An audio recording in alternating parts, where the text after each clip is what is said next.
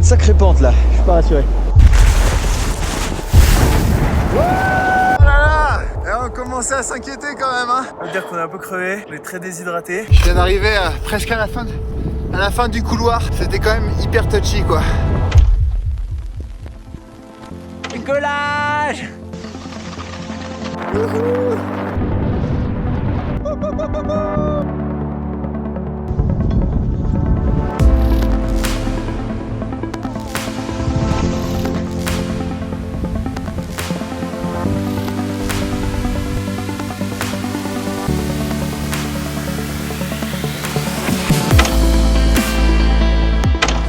Au début du printemps 2020, on traversait les Alpes en vol rando-bivouac.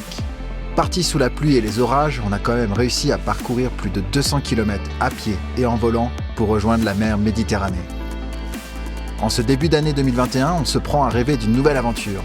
Les stations de ski sont fermées, après une période de confinement à répétition. L'idée nous vient alors de traverser une partie des Alpes avec nos skis de rando et nos parapentes. Combiner ces deux activités nous semble vraiment intéressant pour traverser les vallées et voyager dans les montagnes. En très peu de temps, on met en place le projet et on profite d'une belle fenêtre météo pour s'élancer une nouvelle fois tous les trois dans cette incroyable aventure. Alors notre projet, ça consiste à une traversée de haute montagne entre Modane et Chamonix. Donc ça traverse la Vanoise et le Beaufortin avec des points à plus de 3000 mètres d'altitude. C'est vraiment un tracé qui est une belle ligne. Ce qui nous intéresse vraiment sur ce projet, c'est pas d'aller vite, que ça se fasse en 6 jours, 10 jours, peu importe. Mais c'est vraiment de s'éclater entre potes, de prendre du plaisir. Et puis de lire les conditions en temps réel, prendre des décisions, s'adapter et faire face à l'inconnu, c'est ça qui est excitant et qui nous motive. Dans la team, il y a tout d'abord Hubert. Déconneur, la tête dans les nuages, il a parfois du mal à garder les pieds sur terre. Il a plutôt une petite expérience en ski de rando, mais c'est un super parapentiste. Hugo, quant à lui, est un véritable mentor de parapente. C'est la force tranquille, il vole depuis près de 20 ans. Hugo a quant à lui décidé de partir en split, un snowboard qui se transforme en ski de rando pour la montée. Alors, bonne ou mauvaise idée?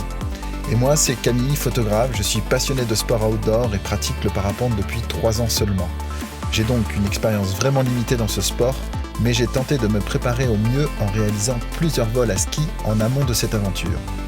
Décollage en parapente, je pensais que ça allait être les doigts dans le nez, et en fait pas du tout. J'ai commencé à m'interroger sur le projet, sur la faisabilité en tout cas du projet. Que c'est pas si facile que ça. Sur YouTube ça a l'air facile, mais en réalité c'est un peu plus complexe. Parti. Pour rejoindre le départ à Modane de notre trajet, on part de la maison à Chambéry en mobilité douce.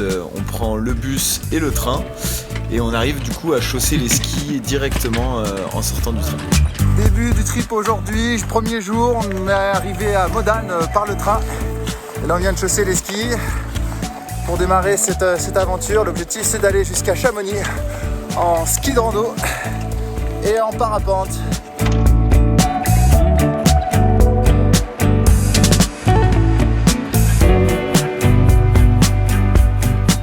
500 mètres de dénivelé pour la première journée.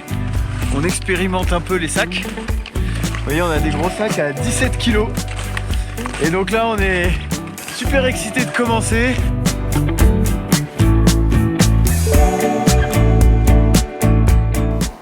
Alors dès le début de l'aventure, pour moi on est rentré directement dans le dur avec le split qui fonctionnait très mal, la neige qui collait aux peaux, je me retrouvais avec 10 kg par ski, c'était très difficile d'avancer. Les premières étapes, très difficiles pour moi. Là j'ai 30 kilos. Mais heureusement je suis hyper costaud. On est arrivé trop tôt ce matin, du coup on va peut-être aller faire un petit plouf en montant en haut de la montagne et en se posant juste ici, si tout se passe bien. Alors là, c'est la première fois qu'on va décoller en ski avec ces voiles. Et c'est parti! Et là on essaye de décoller, mais l'enfer, impossible de décoller. Mais je me pète la gueule, je coupe mes suspentes. Donc 3 ou 4 tentatives de décollage échouées. Mais lamentablement, c'est pas genre j'ai vraiment raté les décos, il n'y a même pas eu de... Enfin c'est complètement n'importe quoi. Ah non, il va réussir à décoller. Il faut que tu arrives à décoller là. Bon, t'es prêt? suis pas sûr d'y arriver non plus, hein, c'est mon premier.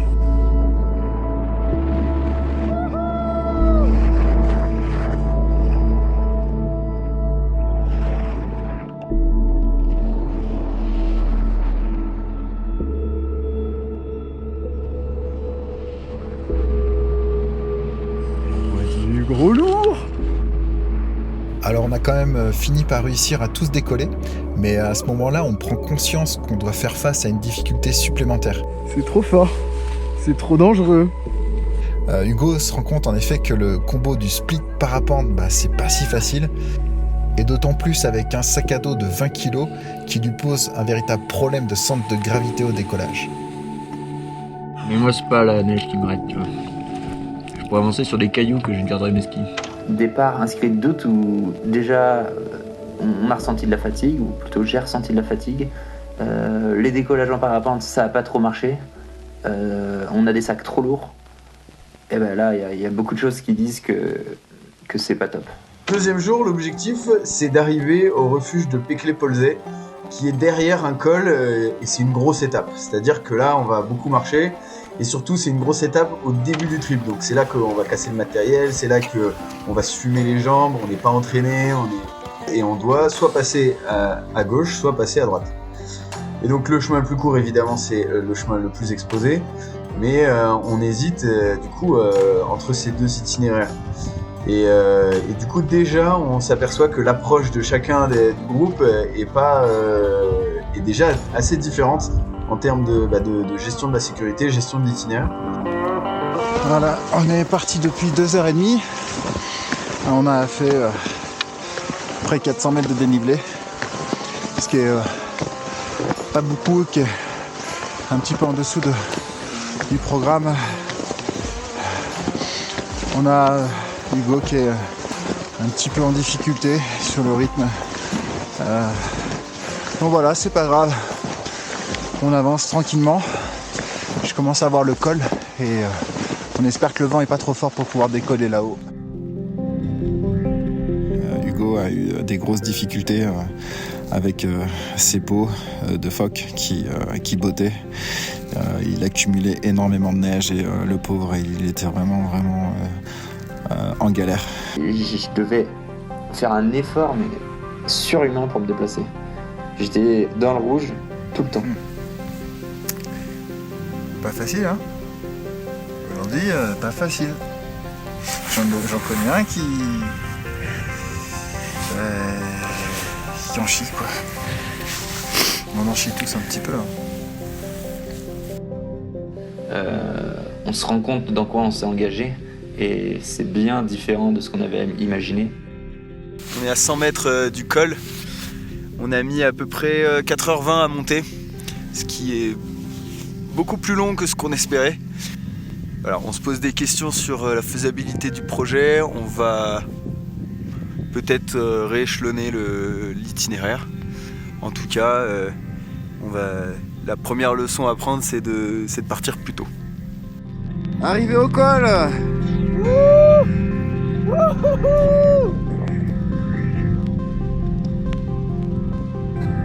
On arrive sur un sommet qui est très pentu et on décide de tenter de décoller. Le vent est plutôt bien orienté, ce qui nous aurait permis de faire un petit vol pour atteindre directement le refuge. Enfin, ça, c'est ce qu'on avait en tête. Bon, là on s'apprête à décoller. Ma voile a un peu fait n'importe quoi. J'aurais aimé qu'elle soit mieux installée, mais bon, on va bien voir comment ça se passe. Il y a une sacrée pente là, je suis pas rassuré. Et on a les deux copains en bas, ils vont décoller en premier. C'est les fusibles. Une pente alors qui paraissait toute sympa sur les cartes mais qui était bien raide, et là je regarde la pente, je me remémore la veille et je me dis mais en fait hier j'ai pas réussi à décoller. Là c'est plus ou moins gelé, neige dure, très raide. La pente elle me paraît bien trop raide pour louper un décollage. On l'avance.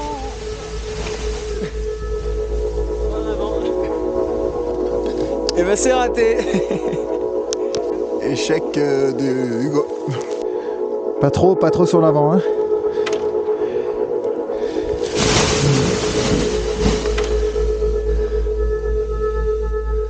s'avère que je décolle.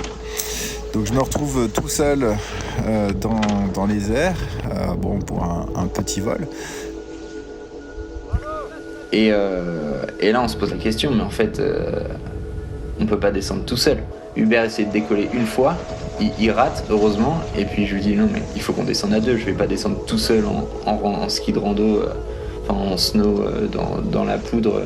S'il y a la moindre avalanche, le moindre problème, c'est trop de conséquences, trop d'enjeux, quoi. J'ai atterri, c'était pas vraiment super plat, donc ça a été un petit peu sport. Décollage complètement raté, chou blanc. On a été obligé de ranger les voiles en pleine pente. C'est une grosse galère. Il y a Hugo à côté. Du coup, notre refuge est là-bas. On commence à se faire tard. On va descendre à ski et en snowboard. Et on va remettre les pots dès que ça devient plat. Voilà, donc petit échec, on est un peu déçus. Il va falloir qu'on prenne des pentes moins pentues la prochaine fois. Camille, lui, s'est posé à la cabane et il s'attend à nous voir arriver dans quelques minutes. On arrive à la cabane dans 1 kilomètre.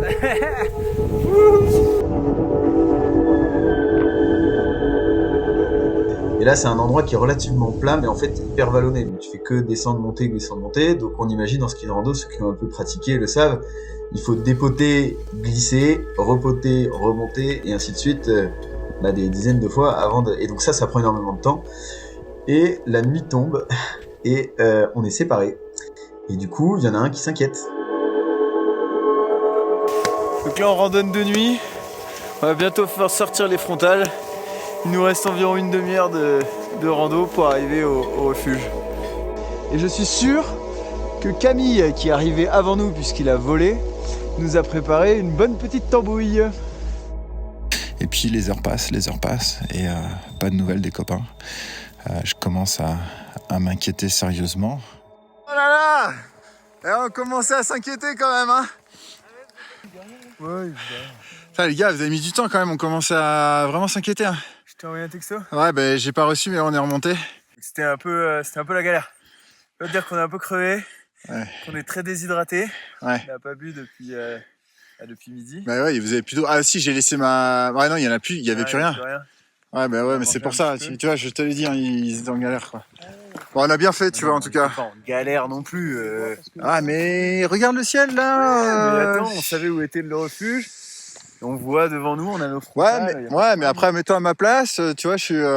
moi, je m'inquiète... Moi, ça va, Je peux comprendre que tu sois inquiété. Ouais, je me suis inquiété, quand même. Ah, mais ça, c'est pour ça que je t'ai envoyé un texto. Ok. Parfois, les décisions divergent, et là, ça peut être plus compliqué. Donc, on a eu quelques tensions dans le groupe à un moment sur l'itinéraire où on n'était pas tous d'accord. Il y a eu des quiproquos, de la mauvaise communication qui a été réglée le soir même. Donc ça, c'était... J'ai appris beaucoup sur la dynamique de groupe à ce moment-là. Pour 3e jour, on avait encore une grosse étape à faire avec un glacier à traverser. Donc c'est le glacier de la Gebroula.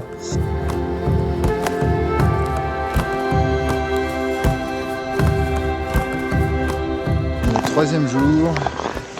Et ce matin, on a réussi à partir un petit peu plus tôt. On est parti à 8h. Tant mieux parce que on peut pas se permettre de refaire des étapes comme hier. Arriver à retomber la nuit pour 2 et surtout être séparés. On traverse un truc magnifique, il y a un lac dans une cuvette qui est recouvert de neige et on a décidé de le traverser.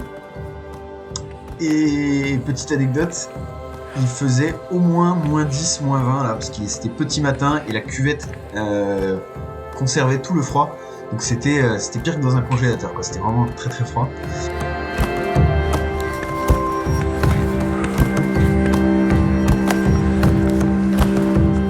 On fait une pause sur l'ascension. On a déjà fait une bonne partie. On voit nos traces là en bas. On est parti d'un refuge qui est derrière la petite bosse là. Donc là on a de la chance, on a du soleil, il fait un temps absolument splendide. On est à peu près à mi-chemin et on se ravitaille.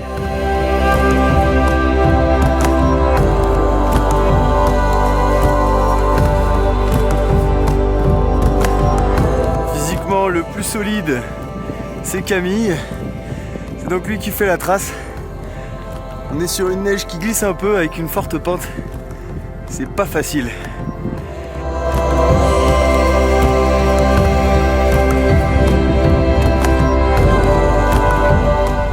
Et là, sur toute la montée, appréhension.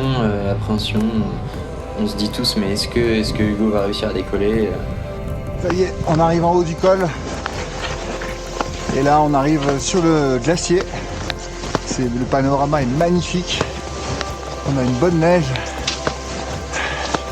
Et normalement, on devrait pouvoir basculer de l'autre côté.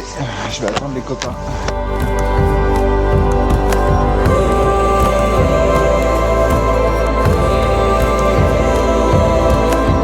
Un peu de vent, beaucoup de neige, les conditions parfaites pour décoller. On va tenter un truc. Après, si on doit descendre en ski, on a tout un glacier derrière. On prépare Hugo pour le décollage. L'ordre de décollage, on va faire Hugo, Hubert et Camille, puisque Camille est un peu plus à l'aise dans les décollages en ski. Et là, le but, c'est d'atteindre le refuge, qui est à peu près à 600 mètres de D-, à environ 3 km. Il fallait décoller et Hugo, premier essai non, deuxième essai non, troisième essai non. Et à chaque fois ça marchait pas. Là j'ai découpé le snowboard en deux pour descendre en mode ski, pour décoller, avoir mes appuis. J'avance et là j'ai un vrai problème de centre de gravité où mes fixations sont trop en arrière sur mes spatules de snowboard. Dès que j'ai le parapente qui me lève vers le haut, ça me fait basculer vers l'arrière, le sac n'aidant pas, je me retrouve la tête dans la neige à chaque fois. Et on est passé à une méthode différente où Camille arrive, tire et enfin me fait décoller. Et là, oh là là, la pression, j'arrive, enfin je décolle, je me retrouve en l'air avec le sac, une patte en l'air, un bâton de l'autre côté. Et là c'était fou, c'était vraiment l'extase. Il a plombé, mais un truc de malade quoi. J'ai cru qu'il passait pas la crête moi. J'ai cru qu'il allait toucher. J'ai l'impression d'être sur un glacier, j'avais pas prévu ça. Merde. Voilà, posé. Je suis sur la fin d'un glacier, donc il est complètement recouvert, mais faut pas que je traîne non plus. On est prêt avec Camille.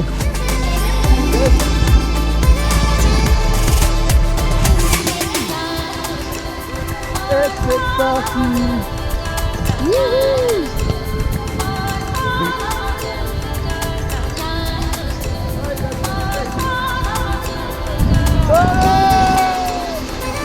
Je repars.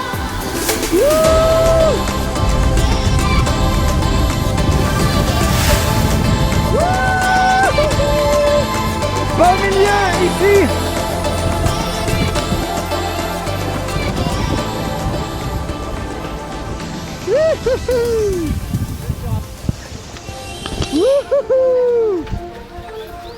À ce moment-là, on est sur un replat, alors on range les voiles et on rechausse les skis pour terminer la descente dans la poudreuse. Et là, c'est du kiff, du kiff, du kiff.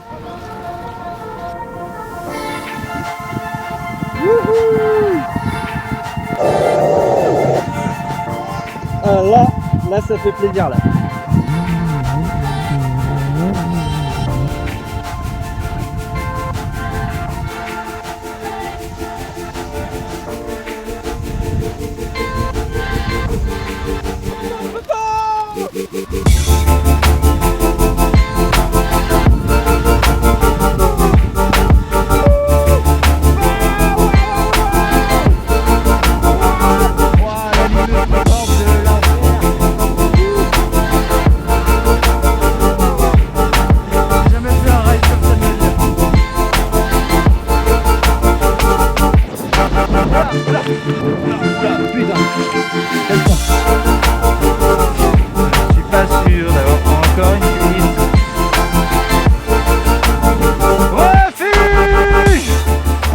Les skis pour finir la descente et on s'est rendu compte que c'était pas évident de skier avec un sac à dos de 20 kg aussi.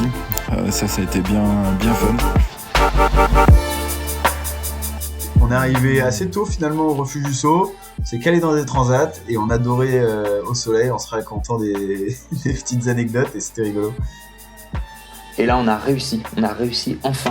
Tout ce qu'on a fait, on en a chié, on marche, on transpire, on porte des kilos, on a froid, on a faim. Et là, on arrive à décoller, on arrive à faire ce pourquoi on est venu.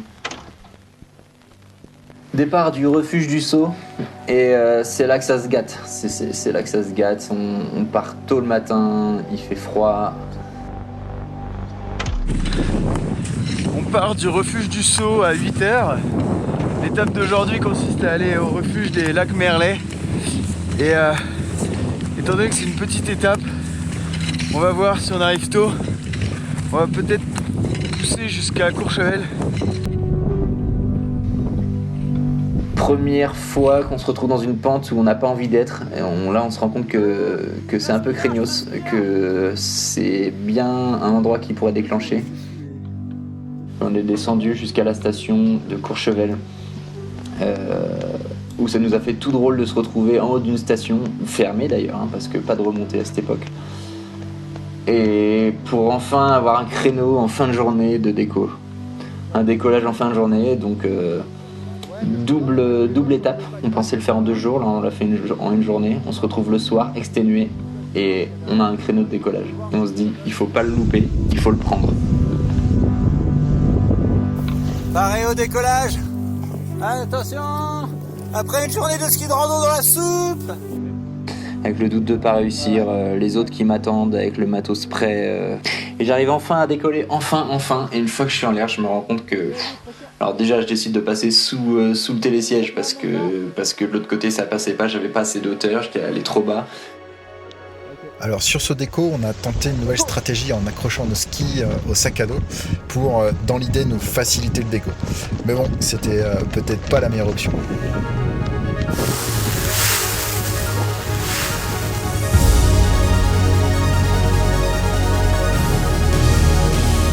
Alors mes skis se sont pris un peu dans les suspentes au déco et Hugo a eu un souci en vol avec son snowboard qui commençait à se faire la malle. Il a dû le tenir solidement jusqu'à l'atterro. Et là, je me rends compte que j'ai une sangle qui a cassé de mon sac à dos et mon snow est en train de tomber. Donc je le tiens à la main et là, c'est un peu compliqué. On va aller se poser dans le champ de glace sûrement.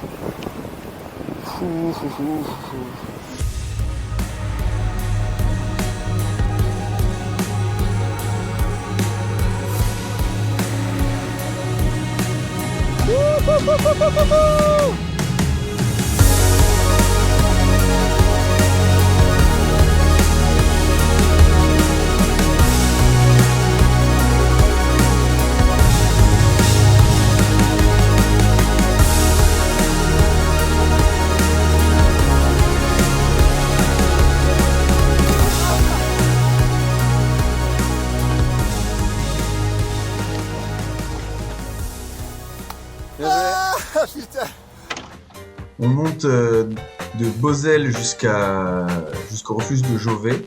Là, on double l'étape et on décide de passer sur le Beaufortin.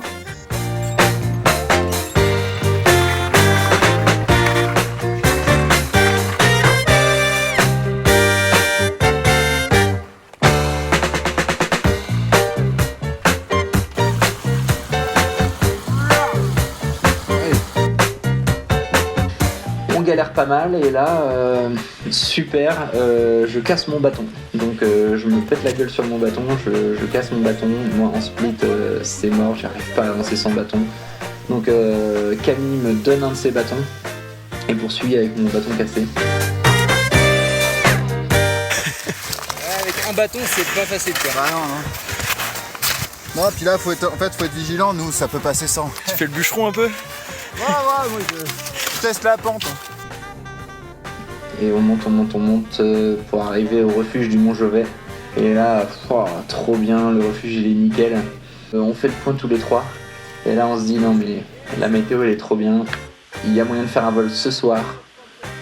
On continue. Donc les deux options c'est soit on va là-bas, on fait un vol pour le fond de vallée, soit on descend en stop à Montalbert. Le gros sens c'est que je serais frustré de ne pas faire de vol sur cette étape.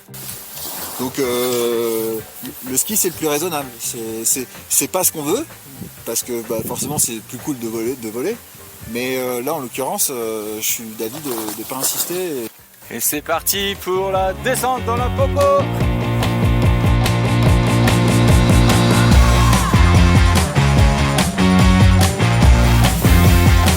Pas de chat.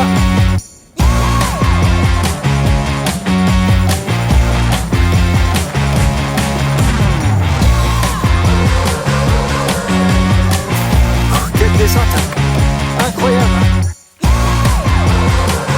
Jusqu'à arriver dans les débuts de la station. On monte, on descend. On trouve un endroit qui est plutôt correct. Et là c'est parti. Yeah! Here we go! Décollage! Are you ready? Ready! Non.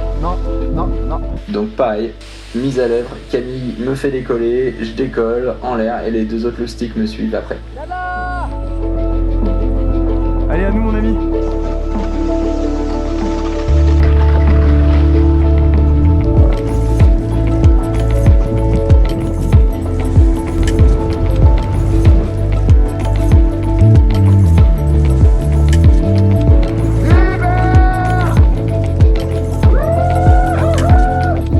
Très belle journée. On a fait 1447 mètres de dénivelé positif. On est à 15 km, je pense le temps d'atterrir on sera à 20 km. C'est une très belle étape.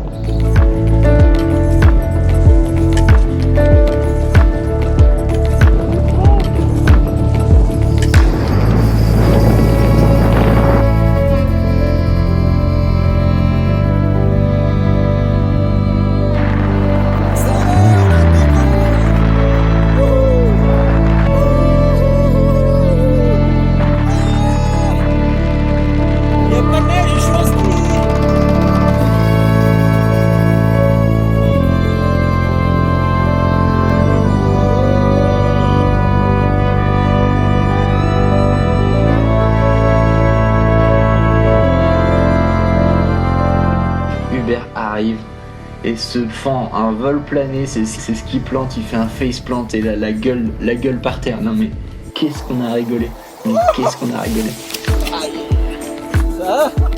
est la tête dans une bouse. Petit cabri! C'était le petit remontant de la journée.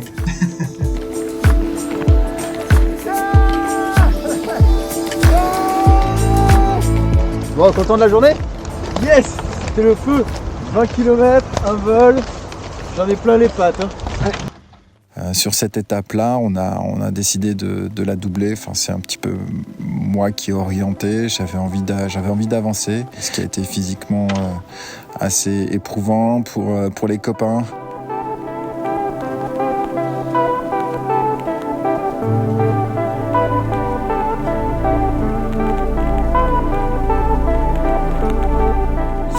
On est sur de la trace de loup. On a vu une petite crotte avec plein de poils. Voilà la fin de l'étape théorique de la journée. J'en chie beaucoup trop avec le sac là. Ça a tout changé le ravito. Je pense qu'on va devoir se délester un petit peu là. Et alors moi dans mon fort intérieur j'étais heureux parce que c'était la plus petite étape du séjour. On avait 600 mètres de dénivelé à faire ou 700. J'étais heureux, je connaissais cette rando. J'avais le smile, on allait pouvoir se reposer enfin un après-midi, j'en avais besoin quoi. Mais ça c'était sans compter sur notre ami Camille qui nous dit là quand même il y a un autre refuge qui est à 500 mètres au-dessus quoi. Donc c'est con, si on fait ça on gagne peut-être une journée demain, ça vaut le coup. Et arrivé avant d'aller à ce refuge, on se dit mais en fait si on prend le col là, on a juste à descendre et on arrive au refuge d'après. J'aimerais pas être en l'air.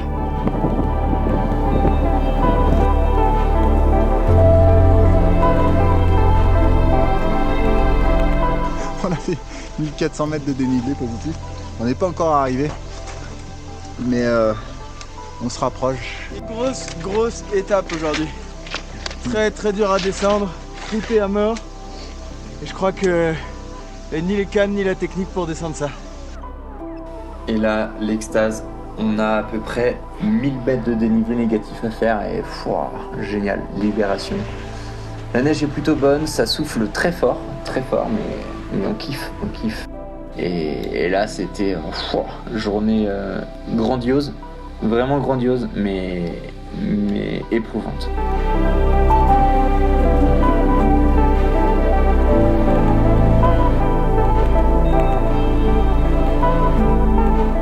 On est dans le Beaufortin et on voit la pierre Manta ici. Là.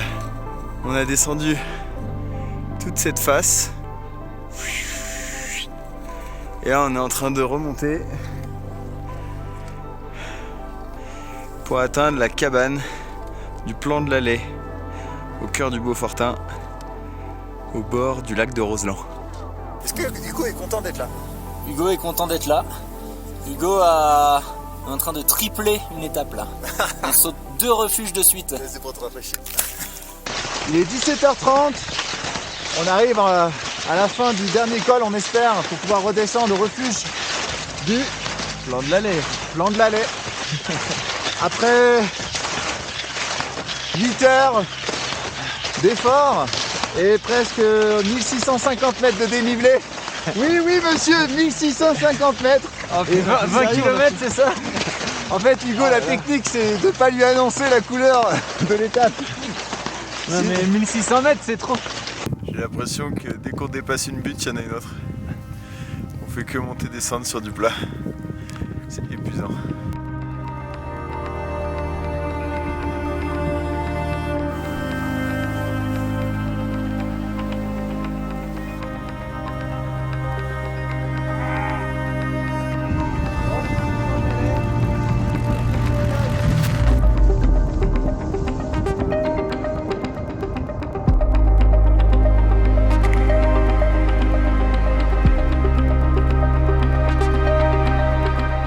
On a été récompensé par un super coucher de soleil et j'adore ces ambiances-là.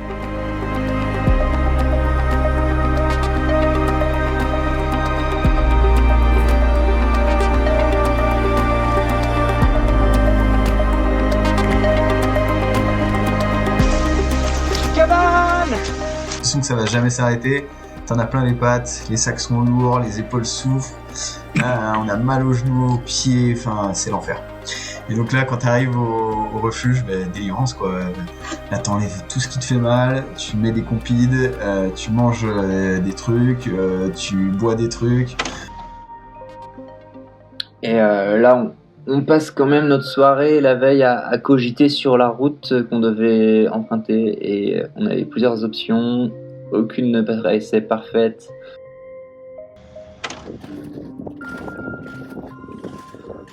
Bon, pour faire avancer Hugo, je lui ai proposé de le délester un petit peu. Hubert aussi a laissé un petit peu de nourriture au précédent refuge. L'objectif, c'est de franchir le col, donc voilà, comme ça on peut continuer à avancer. C'était assez glacé, la neige était vraiment très très dure. On est arrivé dans une face à 30-40%, je dirais. Et la difficulté, c'était de la franchir. Tout le monde a mis ses couteaux, et là, plus personne parle, et on se rend compte que chaque pas, on peut dévisser, et là, il faut surtout bien rester sur ses appuis. Il fallait être super concentré, sinon on terminait en bas. Et ça pouvait être assez dramatique, donc un passage assez délicat, mais ça c'est aussi l'aventure et l'objectif d'avancer. On n'avait vraiment pas d'autre option sur cet itinéraire-là et cette étape-là. Et là, on est allé un peu trop loin par rapport à ce qu'on était capable de faire. Allez Hugo, reste concentré. Avec le split, ça tenait très mal. J'étais avec des couteaux qui plantent quand même un peu le ski dans la glace. Et en permanence, j'avais peur de glisser et tomber dans la pente. Je viens d'arriver presque à la fin du couloir. Bon, c'était quand même hyper touchy quoi. Ça passe en couteau, mais c'est vraiment juste. Hein. Et les gars, ils s'en sortent super bien là. Putain, content d'avoir franchi cette partie-là. Là, maintenant, ça va être plus tranquille jusqu'au col du bonhomme. Alors c'était clairement un passage dangereux car une chute nous aurait fait glisser jusqu'en bas de la pente. Et avec nos sacs de 20 kg, on a dû faire des choix sur le matériel à emporter. Et on avait donc pas de crampons qui nous auraient été bien utiles sur ce passage. C'est nickel. Elle est parfaite petite marche pour le summit. Ouais. Allez, là tu peux taper parce que là, franchement, bravo. Hein. Et passé le col du bonhomme, là on touche Chamonix, on se dit qu'on y est presque. C'est bon. Bon ben c'était une étape théorique d'aller au refuge, mais on se sent pas de faire la crête ici. Donc on va redescendre tranquillement et prendre l'option de faire un igloo.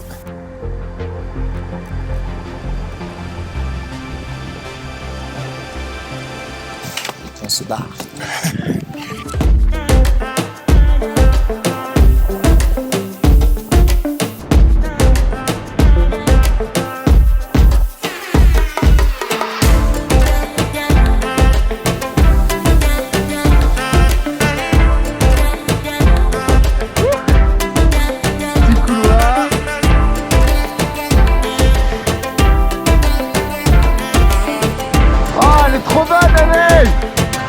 Excellent! Ah, trop cool ce petit couloir! On a décidé de faire une grande distance à ski en sachant qu'il n'y aurait pas de refuge derrière. Donc on a fait à peu près 1600 mètres de dénivelé positif. On est allé assez loin et on savait qu'il n'y aurait pas de refuge, donc on a décidé de faire un igloo.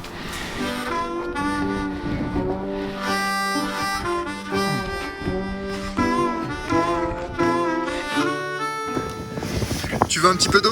Pause ravito? Ah ouais. Vas-y. Un peu... Tu peux boire à la goulotte. Un peu petit. Petit.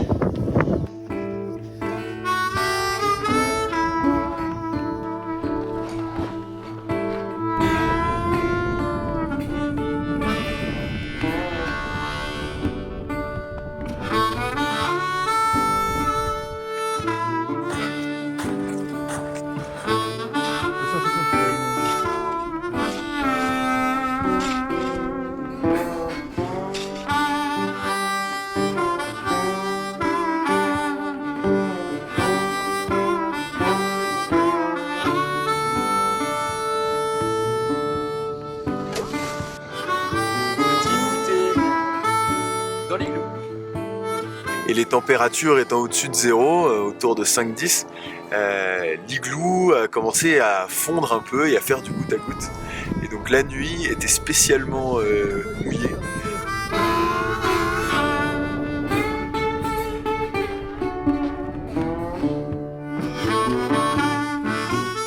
On a de la fatigue dans les pattes, on se couche dans l'igloo.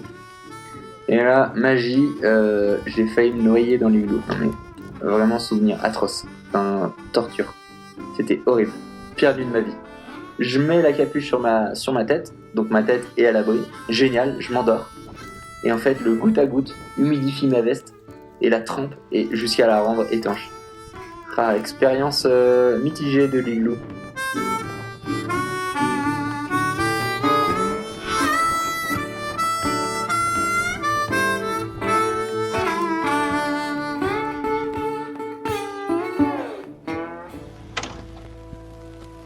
On a terminé la dernière étape pour atteindre Chamonix avec le bus, puisque la partie du topo qu'on avait était pas skiable.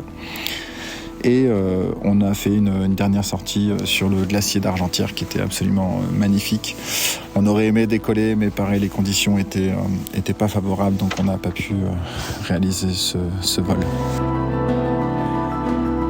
Ski de rando et puis on arrive sur le glacier et là ouais c'est vrai que c'est magnifique quoi. C'est l'entrée du massif du Mont Blanc où tout est hyper haut devant les gouttes vertes. c'était à couper le souffle.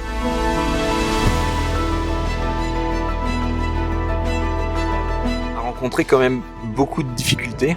Et ce qui était un peu complexe, c'est de garder la lucidité pour prendre les bonnes décisions. Super aventure, on a réussi à avancer avec un niveau très hétéroclite. Jour après jour, pas après pas, on a réussi à avancer et à boucler les étapes, parfois en les doublant, triplant. Et on en retire quand même beaucoup de plaisir. C'est un super voyage qu'on a réussi à faire tous les trois. On a eu aussi des conditions météorologiques exceptionnelles. C'était pour moi un sentiment de liberté extraordinaire de voyager comme ça à travers les montagnes en combinant le ski et le parapente. Même si on a dû faire quelques concessions sur le matériel qui nous a exposé parfois à des difficultés, on a toujours trouvé des solutions pour avancer. Alors cette pratique de ski et parapente, c'est très intéressant, mais sur ce trip, ça a été un peu plus compliqué que prévu puisque on manquait un peu d'expérience dans le décollage en parapente. Et encore une fois, avec du bon sens, de la logique, un minimum de préparation et des expériences cumulées d'un groupe, on arrive à faire beaucoup. Et ça, c'est vraiment motivant et c'est ça qui nous fait franchir la porte d'après, l'étape d'après, la marche d'après qui nous fait encore partir à l'aventure. Allez, santé!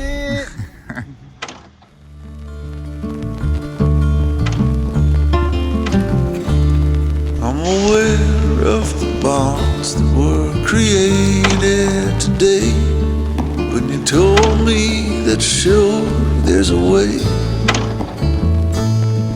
The water's so still and my pain's gone away. The air is much cleaner after it rains.